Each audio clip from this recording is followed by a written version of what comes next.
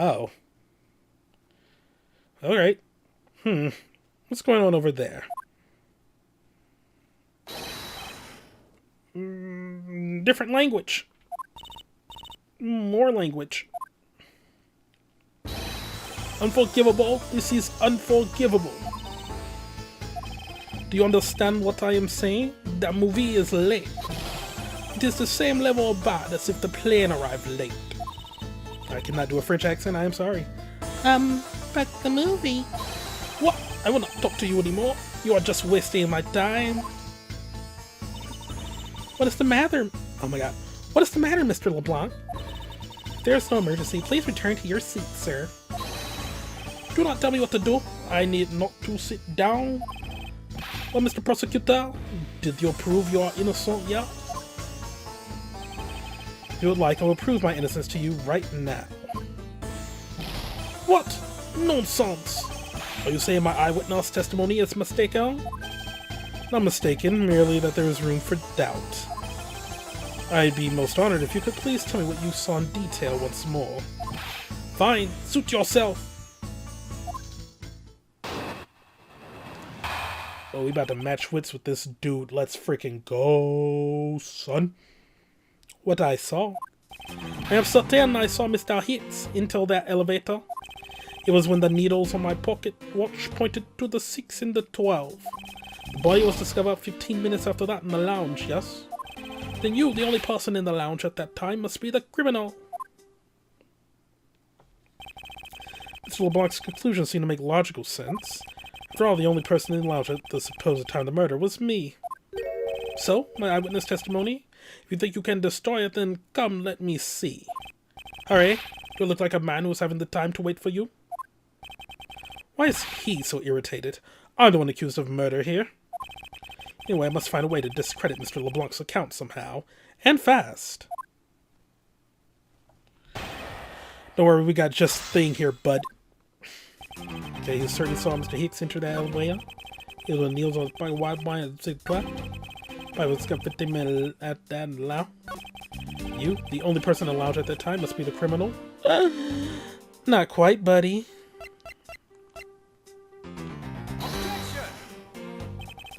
Mr. LeBlanc, could you please take a look at this piece for me?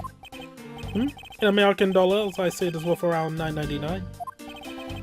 What are you talking about? What are you talking about? Were you not intending to sell it to me? What? But that disproved...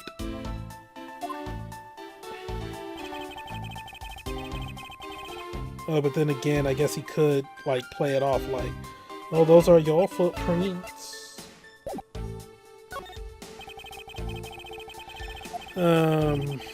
Need to press him for more information. Alright, that's my fault, then I probably should have pressed him. Hold it. That is the most mistaken way of thinking I've ever heard of. No, no, no. Your silly opinion is what is mistaken. Please calm down, the both of you. In a sense, you are both mistaken. Well, if that isn't the pot calling the kettle black, then I don't know what is. He certainly has a lot of confidence in his testimony. But if push comes to shove, I need to press him for more. But the push... The push... Alright, fine. Mr. LeBlanc, were you able to get a good look at the inside of the elevator at that time? Of course I saw what was inside. You are sure that the victim was in the elevator alone? Yes, the only person inside was that Mr. Hicks man. This last outburst is a bit too important to let go. Person inside was that Mr. Hicks man. Now I present the footprints. Objection! When you look down and you only saw one pair of footprints in the grape juice, just know that it was me guiding you. Oh wait, no, am I screwing up the footprints quote? Yeah, there's supposed to be 2 pairs of footprints in the sand, right? Hold up. I gotta look. When you looked down and saw a pair of footprints. Footprints in the sand.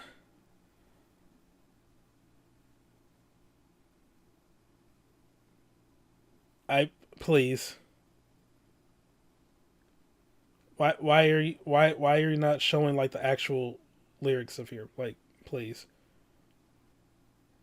All right, well, fine. Allegorical poem describes a person who sees two pairs of footprints in the sand, one of which belong to God, another to themselves. At some points, the pair of footprints dwindle to one.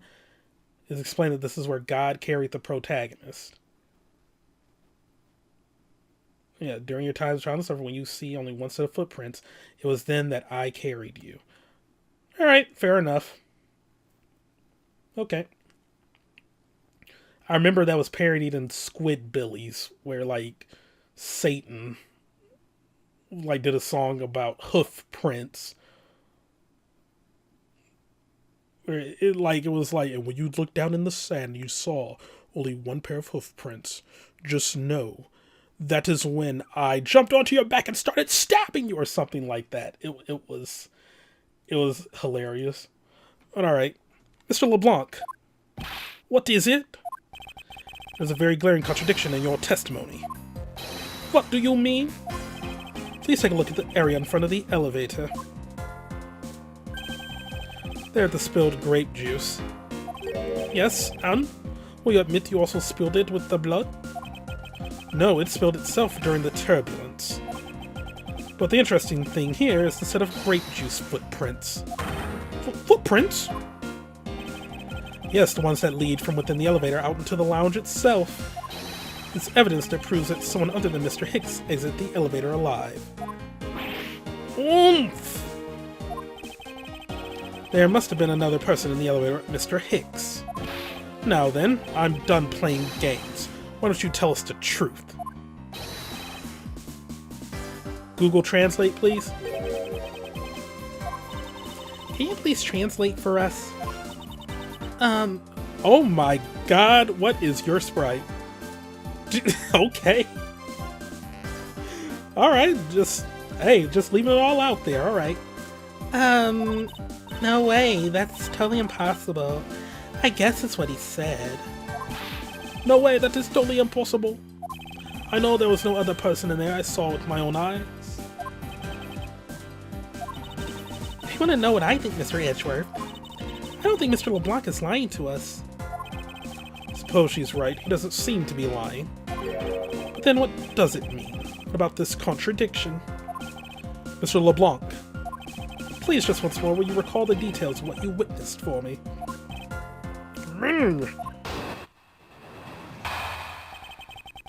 What I saw, but dear.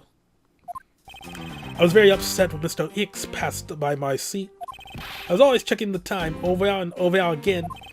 Happened to follow that man with my eyes when he passed me. I saw clear into the elevator he was entering. But I swear there was no one else inside. No one! Mr. LeBlanc, if you would please calm down. What? Dare you two have an issue with my eyewitness testimony? No, not at all. Please forget I said anything. Yet again, he doesn't appear to be lying. But I can't let this testimony stand as the truth. Alrighty then. Very upset Mr. Hicks passed by your seat. Why was that? Hold it! So are you still upset now? I'm always upset! The only time I am not is when I have a piece of art in my hands. Surprisingly easy to believe that about him. I was even more upset when Mr. Hicks walked by me. Checking the time over and over again. Put this all in your head. You think about it over and over again. And it hurts so bad. Hold it! Why were you so attentive to the time? Because something unforgivable was happening. I think that you were yelling about something unforgivable earlier. I was giving a complaint to the attendant about the movie starting time. Return back to me my time and money. You understand the point? Movie? So you're talking about the in-flight one that's mentioned in the magazine. Summary of the plot and the start time. Interesting. They're supposed to show License to Love, Laugh, Maim, and Murder. I cannot see that movie in my country. You can only see it on international flights. I look forward greatly to that movie. I took my pocket watch whenever possible so I would not miss it. I have set my pocket watch to the destination time when I came on board. So my watch is not wrong. It matched the schedule. But the movie was still late. Very, very late. Hold it! Your pocket watch. I'd like to ask you a little more about it, if that's alright. The movie I wanted to see would not start, so I checked my pocket watch many times. I just want to see something about the itinerary here. Movie, yeah, that's like about 6 o'clock in the morning, okay.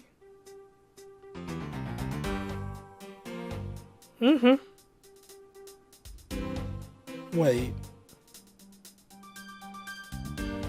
No, that would be 6 p.m. Because why would they give you...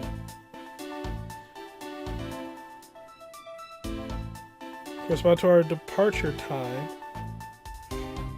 Because that wouldn't make sense for you to get like a meal at midnight, a drink at like 5 a.m.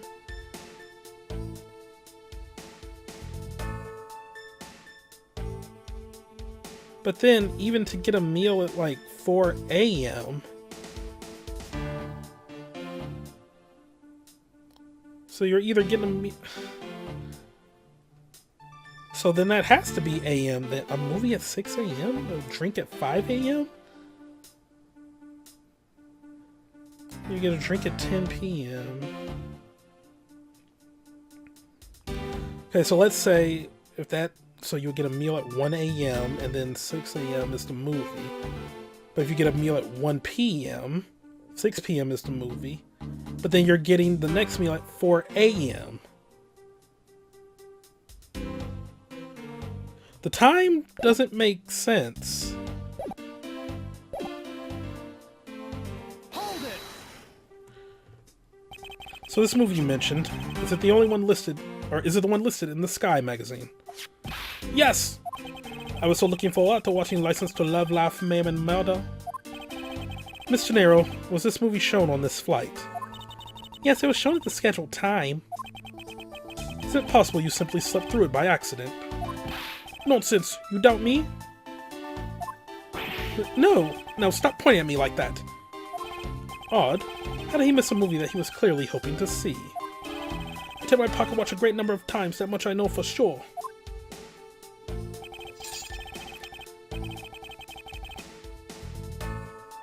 Hold it! You're sure about what you just testified, Mr. Lablanc? Yes, of course. I am a very busy man. I am immediately busy when I land. I have many places to go and no time to waste adjusting my pocket watch. I see. It was a very valuable statement you just made. Flatter me all you want, but you will not get 1 cent out of me. It's alright. All it requires is this piece of testimony. Why?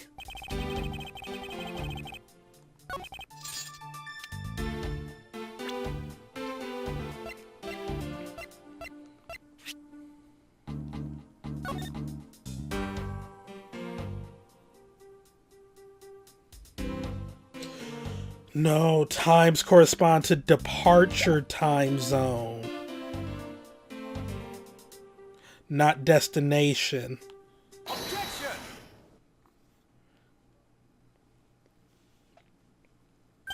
Mr. LeBlanc, you said this just now in your testimony. I set my pocket watch to the destination time when I came on board. Now, if your watch has been set to our destination's time zone, it would mean that your watch is displaying the time of our destination. Yes, the correct time is worth its 6 cents. I would like you to take a look at this. If you believe the Sky magazine, clocks on this flight run in accordance with the time of our departure time zone. Of course, the movie schedule was also created with that in mind. Miss Tenero, for confirmation's sake, what time zone is this flight aligned to right now? Well, we made a short stop at a transfer point. That's right. It was in that small Asian country, the Republic of Zhangfa. But we didn't readjust our onboard clocks at that time. So right now we are still running on Borginian time. What? The time difference between Borginia and our destination is 9 hours. In that case, it's only natural that your watch would be out of sync with the schedule.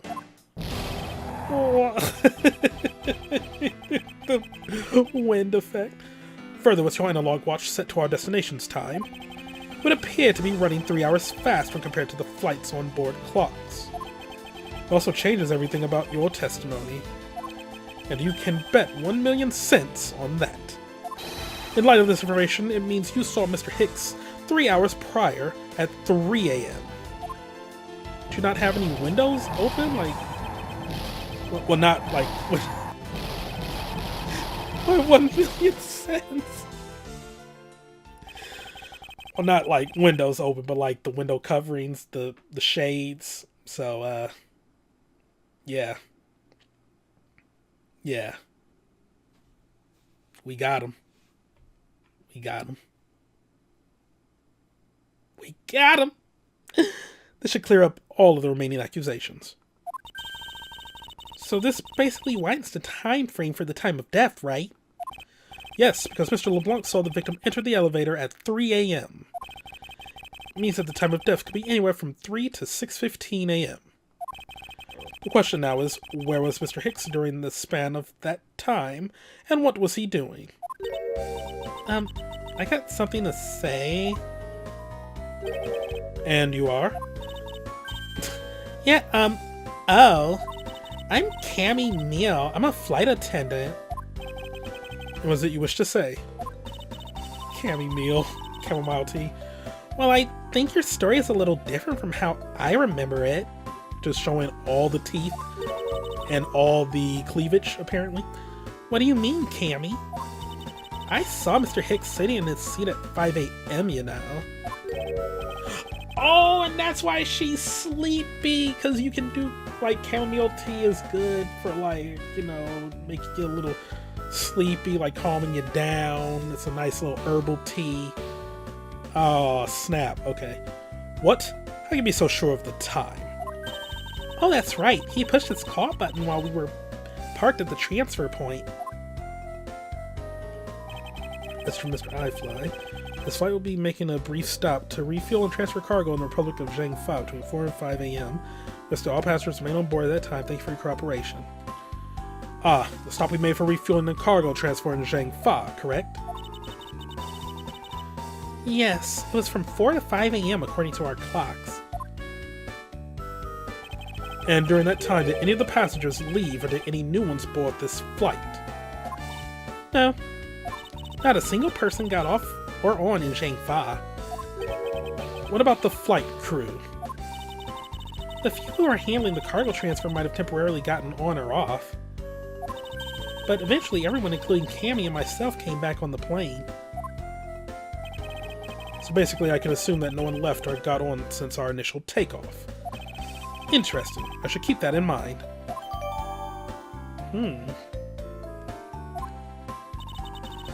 Yeah, and I answered his call. Oh, one moment while I check this out.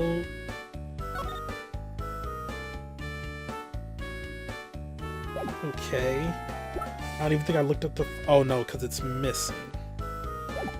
Alright. I can tell you Mr. Ekbe Hicks was there in his seat when we took off again at 5 a.m.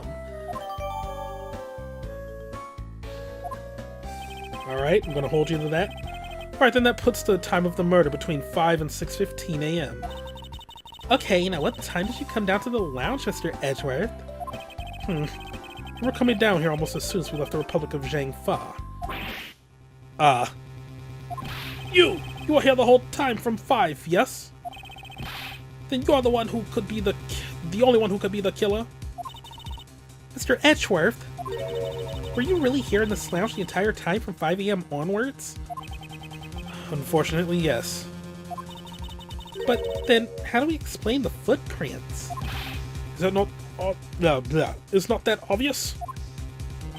This man waited for Mr. Hicks here in his lounge, waited to kill him, and then he put the corpse into the elevator. That's when the turbulence happened.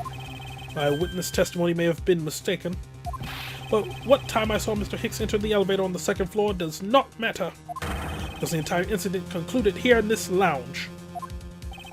Everything happened in this lounge. Is that what you really believe, Mr. Lablanc? Well, do you have another idea? I simply feel that there is something out of place in the scenario you presented. There's something that can tie this crime to a location other than this lounge.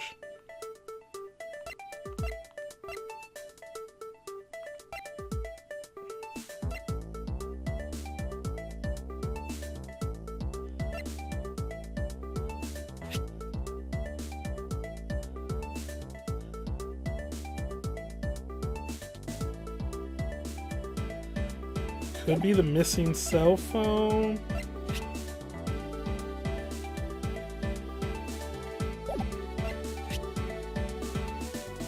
I doubt it's gonna be the frickin' that.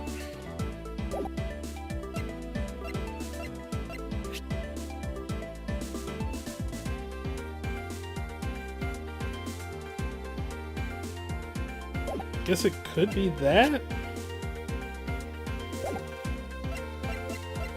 I mean, it's not going to be the souvenir picture.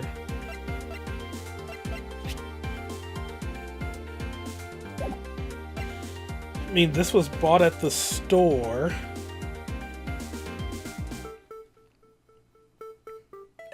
But where is the store, actually? Do I have a map of the plane? Because if only the lounge is on this floor, then that means Edgeworth couldn't have got the piggy bank, and if Hicks went straight to here, then he couldn't have got the piggy bank, so that means someone else must have got the piggy bank. Present. Music's still going. The murder weapon. This little piggy bank is sold at the in-flight shop. It is sold there and only there, and is not displayed here in this lounge. How then did it find its way here? Did you find that a tiny bit suspicious? Such a trivial point. It only matters you prepared it, taking from the shop first before coming here. Does it prove you are innocent at all? Is there no way to win with this man? Oh. Because I was about to say, like, with him saying that and then, like, the music's still going on, I must have got it wrong. If I may, what is it? You see, well, it's just as Mr. Edgeworth says. Oh? And why do you know this so well? Well, it's just that piggy bank was there in the shop. I saw it with my own eyes. And when was this? It was maybe around 5:40 a.m. Isn't that just before we hit that patch of turbulence? That's right. You were in the shop just before the turbulence? Yes, I was. Come to think of it, Mr. Nero, when I found the body, I believe you came out of that door. Yes, I did. And what is beyond that door? That's the flight attendant's room. Then you were on the first floor. Yes. I had to do something at the shop and in the flight attendant's room. So I went to the shop first and then to the flight attendant's room. Are you saying you passed by me at some point? Yes, you seemed really into the issue of Sky magazine you were reading at the time. I suppose you noticed me walking by. I vaguely recall someone walking by, but I didn't take notice of who it was. Anyway, that piggy bank was definitely there at the shop when I went there. Why'd you go to the shop in the first place? I went there for a work-related matter. Work, you say? Yes, the upkeep of the shop is also one of my responsibilities. Why'd you not say anything about that until now is what I want to know. Yeah. In any case, I believe it's clear that the shop needs to be investigated as well. Shall we head over there then? What is it now? Aren't you forgetting something, Miss Rhoda? Don't you need the captain's permission to check the shop? No, I haven't forgotten. But I have already asked him for permission to search the entire plane. So I think we're alright. Huh, that's weird. What is? Well, I just talked to the captain, see? And he said that he didn't give you permission to do anything like that at all. What is the meaning of this, Miss Tenero? It means she's lying. Go on, admit that you are. You said you have permission to search all over, but you don't. And yet, here you are. You, flight attendant, what are you trying to do? Pull the sheep over us? The captain's calling for you, Miss Rhoda. Oh, but don't worry. I already got permission to search the shop from the captain. See, unlike you, I do things the right way. Miss Tenero, why would you do such a thing? Please excuse me. Looks like I get to be in charge now. Please go back to your seat, Mr. Lablanc. Now then, Mr. Edgeworth. If you would follow me, I will be your guide from now on. There is something about Miss Tenero that has piqued my curiosity. Right now, investigating the in-flight shop is my top priority.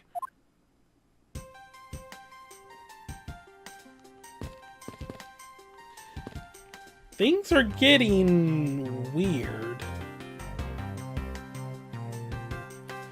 But we'll do some more investigating next time. Thank you all for watching. Have a great day. See you next time for some more Let's Play Miles Edgeworth, Ace Attorney Investigations. Goodbye. Also, wait, forgot to profile Cammy Meele 24. Charge of taking care of first class. Rhoda 24. Charge of taking care of first class. Rhoda Tenero. Cammy Meele. Zinc LeBlanc.